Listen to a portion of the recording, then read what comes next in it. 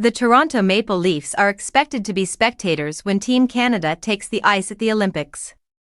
While Auston Matthews is set to headline Team USA, Toronto likely won't have a single player wearing the red maple leaf. At first glance, that feels like a disappointment for a franchise of this size. But when you dig deeper, it may actually work in the Leafs' favor. John Tavares has hovered around the bubble this season, but his chances of making Team Canada appear slim. With Nick Suzuki essentially filling the same role at a younger age and with more versatility, there's little incentive for Canada to bring Tavares unless they see him strictly as a depth center. That scenario feels unlikely. Morgan Rielly presents a similar case. He's reliable, durable, and capable of logging heavy minutes against strong competition. On most teams, that would be enough. On a stacked Team Canada blue line, it's probably not.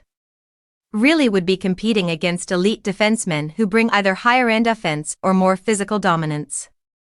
Even if he cracked the roster, it would likely be as a depth option. That reality leaves the Maple Leafs without Canadian Olympic representation, and that may be a blessing in disguise. Toronto has leaned heavily on veterans like Rielly and Tavares throughout a physically demanding season. Both players could benefit enormously from extra rest instead of battling through high-intensity international games. Health has been Toronto's biggest enemy all season. Injuries have derailed momentum and forced constant lineup changes, making consistency nearly impossible. Even when players have been in the lineup, questions remain about who has been truly healthy. The goaltending situation highlights that concern. Anthony Stolarz struggled early, and in hindsight, it's fair to wonder if he was playing through something.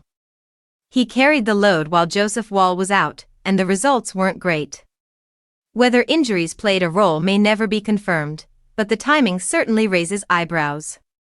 The Olympic break offers Toronto a rare chance to reset. With no Canadian commitments pulling players away, the Leafs could realistically emerge with a nearly full roster. A healthy blue line and a refreshed forward group heading into the final stretch could change the entire outlook of the season. Before any of that matters, though, Toronto has to survive January. The schedule is relentless, with games coming every other night and multiple stretches packed into tight windows. Heavyweights like Colorado and Vegas loom large, along with tough divisional matchups that could swing the standings quickly. That stretch will either keep the Leafs alive or push them to the brink. If they can tread water and stay competitive, the Olympic break could become a turning point. If not, it may simply delay the inevitable.